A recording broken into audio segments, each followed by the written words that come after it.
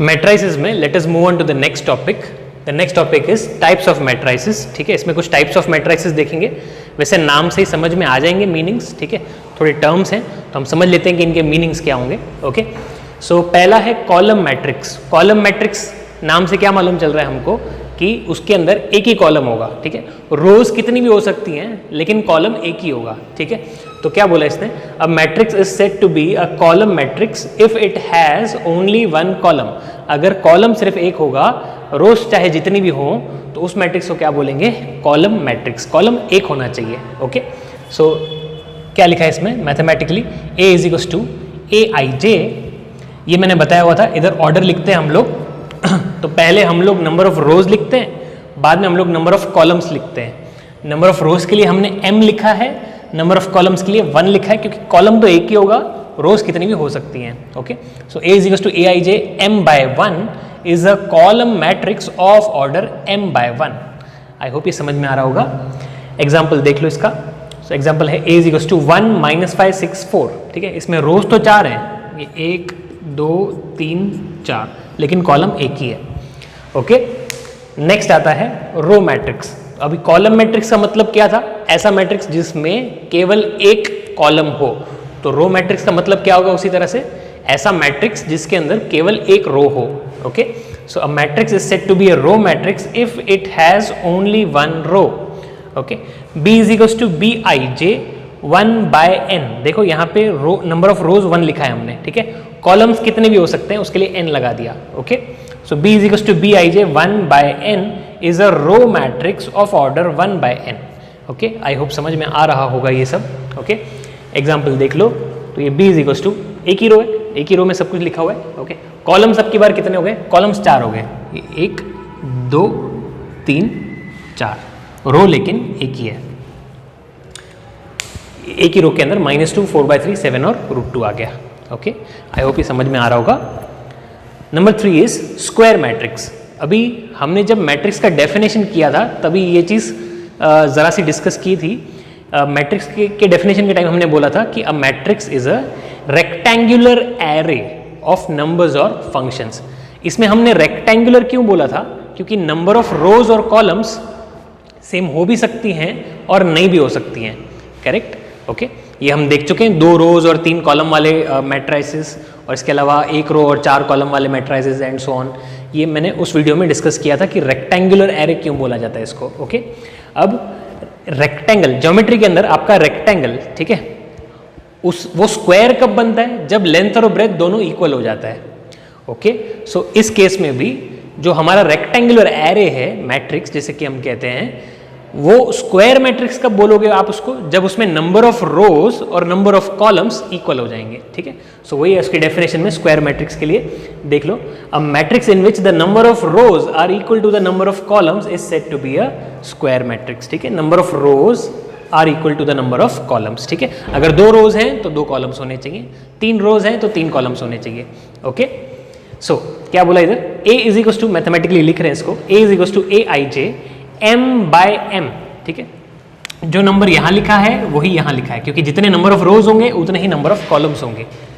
Is a square matrix of order m। अब यहाँ पे ऑर्डर लिखते टाइम हमने एक ही नंबर बोला।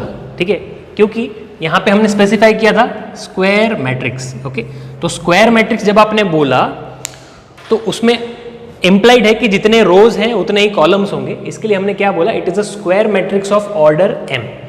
आप खुद ही सोचो, अगर मुझे एक रेक्टेंगल के डायमेंशंस देने हैं तो मैं क्या बोलूँगा कि उसका लेंथ होगा मान लो 4 और ब्रेथ होगा मान लो 6। ओके, लेंथ 4 है और ब्रेथ 6 है, ऐसा एक रेक्टेंगल है। लेकिन अगर मुझे एक स्क्वायर की बात करनी है, स्क्वायर में तो लेंथ और ब्रेथ दोनों इक्वल होता है। तो अगर 4 डायमेंशंस वाला है, 4 सेंटीमीटर डायमेंशंस वाला है, तो हम क्या बोले, हम कैसे बोलते हैं उस चीज़ को, a square of side 4 centimetre. हम ऐसे थोड़ी बोलते हैं कि a square of length 4 centimetre and breadth 4 centimetre. क्यों, क्योंकि स्क्वायर बोल दिया तो इम्प्लाइड है कि लेंथ और ब्रेथ तो सेम ही होने वाला है। ओके, सो हम क्या बोलते हैं, खाली अ स्क्वायर ऑफ लेंथ 4 सेंटीमीटर ऐसा करके बोलते हैं। तो समझने वाली बात है कि सारे साइड्स उसके 4 4 4 4 ऐसे करके हैं।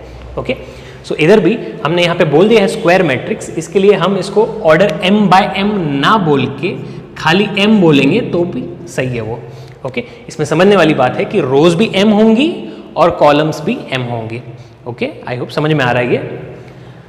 एग्जाम्पल है इसका, तो जैसे कि ये वाला आप मैट्रिक्स देखें अगर, ठीक है, इसमें कुछ एलिमेंट्स लिखे हैं, तो इसमें कितने रोज हैं, एक दो रोज हैं और 2 कॉलम्स हैं, ठीक है। तो हम इसको क्या बोलेंगे, this is a square matrix of order 2।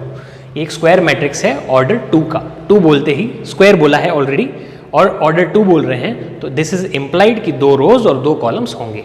I hope this is clear.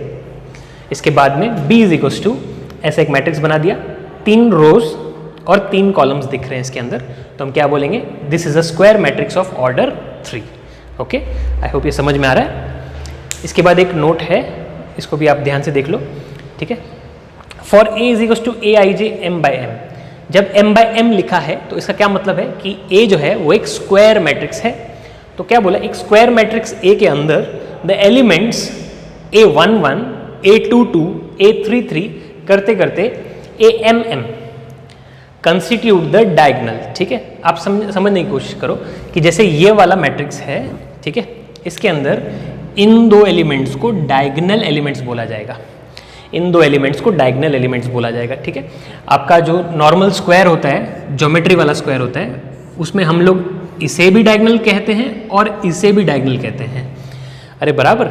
लेकिन मैट्रिक्स के अंदर सिर्फ इस चीज़ को डायगनल बोलेंगे, ठीक है, इस चीज़ को डायगनल एलिमेंट्स बोलेंगे। किस चीज़ को, ऐसे टॉप लेफ्ट से आपको शुरू करना है और बॉटम राइट तक जाना है, ठीक है। सो सिर्फ इसे डायगनल कहेंगे, उसे डायगनल नहीं बोलेंगे मैट्रिक्स के अंदर। ओके, सो जैसे ये 2x2 मैट्रिक्स है, उसके अंदर डायगनल एलिमेंट्स कौन कौन हो गए, ये दोनों जिनको मैंने सर्कल किया है, ठीक है। तो कौन कौन है, -1 और 4। इनकी पोजीशन क्या है वो समझने की कोशिश करो। ये कहाँ आ रहा है, ये फर्स्ट रो फर्स्ट कॉलम में आ रहा है, ठीक है। तो इसको अगर हम लिखना चाहें तो कैसे लिखेंगे, A11, करेक्ट। और ये 4 कहाँ आ रहा है, ये सेकेंड रो और सेकेंड कॉलम के अंदर आ रहा है। इसे हमें लिखना होता है तो हम कैसे लिखते हैं, A22, ठीक है।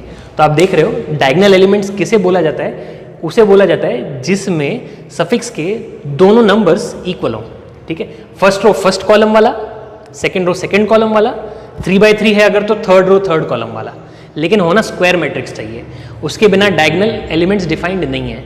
ओके, सो स्क्वायर मैट्रिक्स ये था, इसके अंदर डायगनल एलिमेंट्स कौन कौन से हो गए, एक तो A11 और दूसरा A22, ठीक है। सफिक्स के जो दोनों नंबर्स हैं ये सेम होंगे, यही बोला गया है इस नोट के अंदर, ठीक है। पढ़ के देखो एक बार वापस। For A is equals to AIJ m×m, वापस से बता रहा हूँ, ये m×m का क्या मतलब हुआ कि मैट्रिक्स स्क्वायर मैट्रिक्स है, क्योंकि m रोज और m कॉलम्स हैं उसके अंदर। स्क्वायर मैट्रिक्स के अंदर फिर डायगनल एलिमेंट्स कौन से होंगे, वो वाले जिनके सफिक्स के दोनों नंबर्स सेम हो।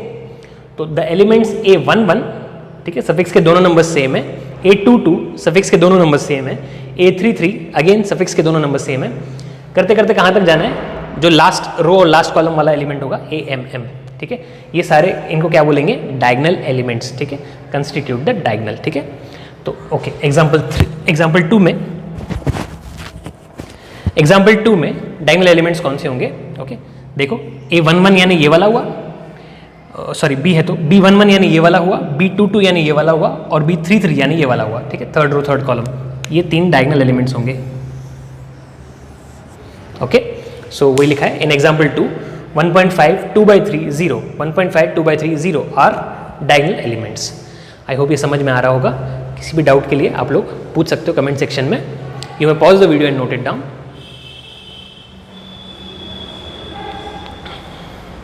डायगनल मैट्रिक्स में क्या होगा कि जो सारे डायगनल एलिमेंट्स हैं, ठीक है, उनको छोड़ के बाकी सब 0 होगा, ठीक है। यानी a square matrix B is equals to Bij m×m is said to be a diagonal matrix if all its non-diagonal elements are 0। जो एलिमेंट्स डायगनल पे नहीं हैं वो सारे के सारे 0 होने चाहिए। अगर ऐसा होगा तो हम मैट्रिक्स को क्या कहेंगे, डायगनल मैट्रिक्स, ठीक है। और क्योंकि हमने डायगनल की बात की है, इस वजह से ये इम्प्लाइड है कि मैट्रिक्स को क्या होना पड़ेगा, कंपल्सरी स्क्वायर मैट्रिक्स होना पड़ेगा। स्क्वायर मैट्रिक्स अगर नहीं होगा तो डायगनल और नॉन डायगनल दोनों चीज़ें डिफाइंड ही नहीं है।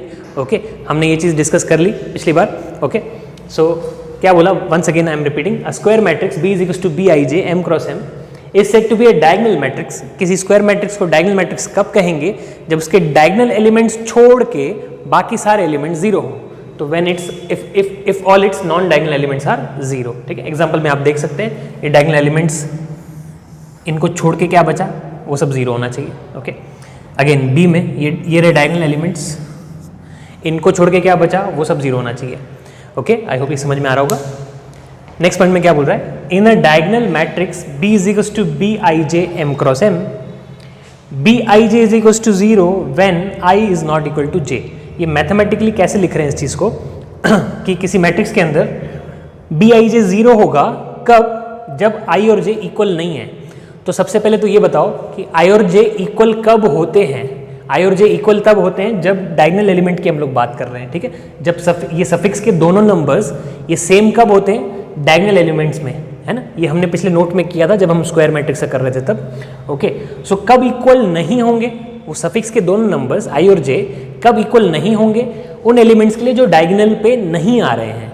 तो वो एलिमेंट्स जो डायगोनल पे नहीं आ रहे हैं उनको 0 करना है, okay. So in a diagonal matrix B is equal to BIJ 0 है when I is not equal to J। I hope ये समझ में आ रहा होगा, ओके। अगर नहीं आ रहा है कहीं पर भी एक बार रिवाइंड करके देखो वीडियो, ओके। और फिर भी नहीं समझ में आए तो डाउट पूछ लो कमेंट सेक्शन में, okay. Next is scalar matrix, ठीक है। स्केलर मैट्रिक्स क्या होगा, a diagonal matrix is said to be a scalar matrix if its diagonal elements are equal, ठीक है। यहाँ पे तो डायगोनल में हम लोग कुछ भी लिख रहे थे, ठीक है। यहाँ पे 4 और 5 लिखा है, इधर 5 7 12 लिखा है, ठीक है। स्केलर मैट्रिक्स में क्या होगा कि नॉन डायगोनल एलिमेंट्स तो 0 हैं ही, और जो डायगोनल एलिमेंट्स हैं वो सब के सब सेम है, ठीक है। तो इसमें जैसे कि एग्जांपल से समझो, ये 2 by 2 वाला हमने बनाया diagonal matrix, sorry scalar matrix. इसमें डायगोनल एलिमेंट्स क्या हैं, 5 और 5, ओके। सेम है दोनों, कहने का मतलब। और नॉन डायगोनल तो ऑब्वियसली 0 होंगे, क्योंकि इसने क्या बोला, डेफिनेशन स्टार्ट कैसे किया, डायगोनल मैट्रिक्स बोल के किया, ठीक है। तो डायगोनल मैट्रिक्स के अंदर नॉन डायगोनल एलिमेंट्स को तो 0 ही होना पड़ेगा। स्केलर कब बोलेंगे ऐसे मैट्रिक्स को, जब उसके डायगोनल के एलिमेंट्स सारे के सारे सेम होंगे तब, ओके। एक बार और रीड कर लेते हैं, diagonal matrix is said to be a scalar matrix. Diagonal matrix को स्केलर मैट्रिक्स कब बोलेंगे, जब डायगोनल एलिमेंट्स इक्वल होंगे। नॉन डायगोनल एलिमेंट्स तो 0 ही होंगे, क्योंकि इसने डायगोनल मैट्रिक्स बोला है। आई होप ये समझ में आ रहा है। सेकेंड वाले एग्जाम्पल में डायगोनल में क्या लिखा हुआ है, -8 -8 -8, ओके। और नॉन डायगोनल में ऑब्वियसली 0, ठीक है। Then next definition is identity matrix, ठीक है। A square matrix in which all diagonal elements are 1, ऐसा स्क्वायर मैट्रिक्स जिसमें सारे के सारे डायगोनल एलिमेंट्स 1 हैं और नॉन डायगोनल एलिमेंट्स 0 हैं, ठीक है। तो square matrix in which all diagonal elements are 1 and rest are 0, ठीक है। सारे डायगोनल एलिमेंट्स क्या होने चाहिए, 1, और नॉन डायगोनल एलिमेंट्स क्या होने चाहिए, 0। ऐसा मैट्रिक्स जब होगा तो उसे क्या कहेंगे, आइडेंटिटी मैट्रिक्स, ओके। फिर से डायगोनल की बात कर रहा है तो उसको स्क्वायर मैट्रिक्स तो इंश्योर करना ही पड़ेगा, उसके बिना डायगोनल डिफाइंड नहीं होता है, ओके। अभी काफ़ी बार रिपीट कर दिया ये चीज़, ओके। आगे क्या बोला है, it is denoted by IN और I। ये n कहाँ लिखा है, सफिक्स में लिखा है। ये n क्या होगा, number of rose and columns, ठीक है। स्क्वायर है तो फिर दोनों चीज़ें सेम होंगी, ठीक है। यानी अगर एक 2 by 2 आइडेंटिटी मैट्रिक्स होगा तो हम लोग इधर I2 लिखेंगे, सफिक्स में 2 लिखेंगे, ठीक है। 3 by 3 वाला आइडेंटिटी मैट्रिक्स होगा तो I3 करके लिखेंगे, या फिर सिंपली I लिख सकता है। कभी कभी अगर इम्प्लाइड है, समझने वाली बात है कि 2 by 2 आएगा या 3 by 3 आएगा, तो फिर वो खाली I लिख देगा, फिर वो ऑर्डर नहीं बताएगा, ओके। इसका एग्जाम्पल आप देख सकते हो, ओके। ये 2 by 2 आइडेंटिटी मैट्रिक्स बनाया है, ठीक है। इसको वो I2 बोलता है, ओके। और इस वाले को वो I3 बोलता है, ओके। वो वाला 3 by 3 है। तो क्या था, डायगोनल एलिमेंट में क्या होना चाहिए, 1, और नॉन डायगोनल में क्या होना चाहिए, 0।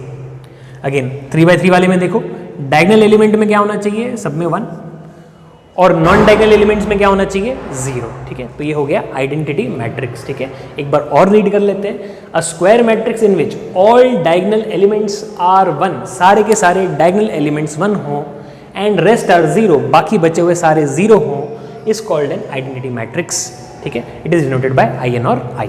आई होप ये समझ में आ रहा है। फिर जो 7th है वो है जीरो मैट्रिक्स। अभी नाम से क्या मालूम चल रहा है जीरो मैट्रिक्स का, कि इसके सारे एलिमेंट्स क्या होंगे, 0। क्योंकि सारे एलिमेंट 0 होंगे, इसमें कहीं डायगोनल वाइगोनल की बात नहीं हुई, तो इसके लिए ऐसा कोई कंपल्शन नहीं है कि इसको स्क्वायर होना पड़ेगा। ये 2 by 3 भी हो सकता है, रेक्टेंगुलर भी हो सकता है, ओके। 4/1 भी हो सकता है, ठीक है, किसी भी ऑर्डर का हो सकता है। जो जीरो मैट्रिक्स है वो किसी भी ऑर्डर का हो सकता है। खासियत क्या होगी, उसके सारे एलिमेंट जीरो होंगे, ऑर्डर चाहे जो भी हो। ओके, सो क्या बोला जीरो मैट्रिक्स के अंदर, क्या बोला, a matrix is said to be zero matrix और नल मैट्रिक्स। मैट्रिक्स को जीरो मैट्रिक्स या नल मैट्रिक्स भी बोलते हैं, ठीक है। ऐसा कब बोलेंगे, if all its elements are zero, उसके सारे एलिमेंट्स जीरो हों, ठीक है। It is denoted by capital O, ये ओ है, ये जीरो नहीं है, ये जो लिखा था ये जीरो लिखा था, ये कैपिटल ओ लिखा है। हमने फर्स्ट वीडियो में डिस्कस किया हुआ ये चीज़ कि मैट्रिक्स को कैपिटल लेटर से डिनोट किया जाता है, capital A, capital B, capital C and so on. इसको कैपिटल ओ से डिनोट किया जाता है जीरो मैट्रिक्स को। ओके, वापस से, a matrix is said to be a zero matrix और नल मैट्रिक्स, दूसरा नाम क्या है इसका, नल मैट्रिक्स, ठीक है। If all its elements are zero, अगर उसके सारे के सारे एलिमेंट्स जीरो होंगे। I hope this is very simple. Denote कैसे करना है, कैपिटल ओ से। तो एग्जाम्पल्स में देख लो, ये 2/2 वाला बनाया मैंने, इसमें सारे एलिमेंट जीरो कर दिए, और ये वाला मैंने 2/4 वाला बनाया है, ठीक है, 2 रोज हैं और 4 कॉलम्स हैं, सारे एलिमेंट जीरो हैं। ये दोनों किसके एग्जाम्पल हो गए, जीरो मैट्रिक्स के, ठीक है। आई होप ये समझ में आया होगा। आप लोग वीडियो पॉज करके नोट कर सकते हो।